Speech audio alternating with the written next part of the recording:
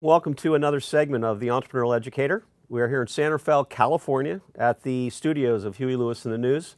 We are really excited to have Huey Lewis with us today. Welcome, Huey. Thanks. Yeah. Good to be here.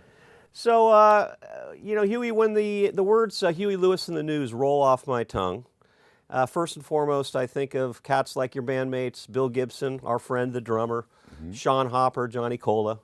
All local boys. Yep.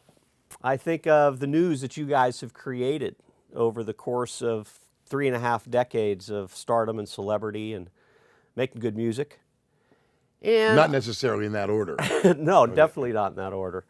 I also think of some of the things that are a little more understated, a little bit more underpublicized related to you and some of the endeavors that you've been involved in. You are a philanthropist, you are a sportsman, you are a Hollywood actor, you are a Broadway actor, a whole host of things. And underneath it all, you're entrepreneurial.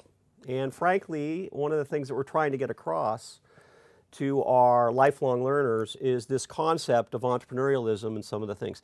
Tell us a little bit about that, about what makes you tick, and some of the cool things that you're working on currently. You know, it's interesting because I don't think of myself as an entrepreneur ever, even though, I suppose I am in terms of the definition. But it was never about being an entrepreneur for me. It's a foreign concept. I only knew what the word meant, recently, or not that recently, but you know what I mean.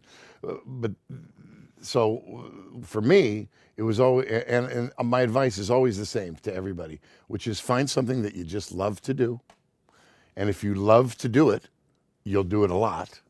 And if you do it a lot, you'll be really good at it. And if you're good at it, you will be successful. And I don't care what it is. If it's hang gliding, you might not be the best hang glider in the world, but there's a million ways to be involved in hang gliding. And success, after all, is not just economic success, but being happy at what you're doing. So really that's the key. And that's what I did. I decided I went to prep school in New Jersey, then I went to college at Cornell for 5 minutes over a 2-year period, but I had already discovered the harmonica, and I decided I wanted to be a harmonica player. And now today I have all these, we have a company and we have all this stuff and all these people, and I have a family and I have obligations, but I might not have had any of that had I not been successful, but I would still be happy being a harmonica player playing down at the local club because that's what I love to do. Well, and many of the audience might not know this, but you didn't hit it overnight. Right. I mean, you worked hard.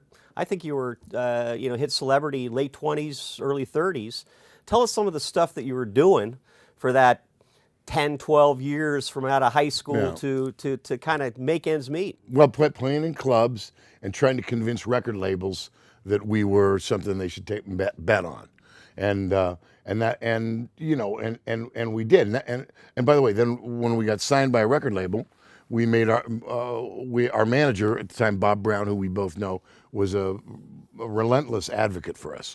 And he kind of felt that we could produce our own records, which in 1980 was very, very rare. New bands producing their own records. The conventional wisdom was you need a producer with a track record. And so he went to bat for us, and they agreed to let us produce our own record, which we did, and that was very interesting. Sports was our first record. Was Picture This. We kind of learned a little bit, and Sports was our second record that we'd produced. And in those days, it was 1983 when we made the record, or 82 really. MTV had just started. It was a radio world. All radio was programmed, even FM radio, which had started in the very early 60s and as playing anything and everything, by now was programmed into what they called CHR, Contemporary Hit Radio. And there were sort of 20 spots in those playlists. And you needed to be one of those 20 to be successful in 1980. And MTV played only the radio hits. If you remember, some of the videos were horrible, and some were only because they were playing them according to the radio hits. And so it was an audio world, and you needed a hit single. And so that was our job as producers. So we aimed a lot of tracks right at radio. And in retrospect, when I listen to the sports album, it sounds like very much a record of its time, which is a collection of singles. And it hit. We sold 10 million records. Well, now what? Now what? Well, we suddenly could pay the bills easily, and so on. So at that point, I made a conscious decision, and we all did, to now suddenly make our decisions creative and not economic, because we figured we owed it to our artistic selves, and that would see us better in the future. And in fact, it has. That's what the Broadway show is about. You get paid almost nothing for that. That's what some of the acting is about. That's what some of our subsequent records are about. That rather than try and sell more than we ever had, we tried to make better records than we've ever had.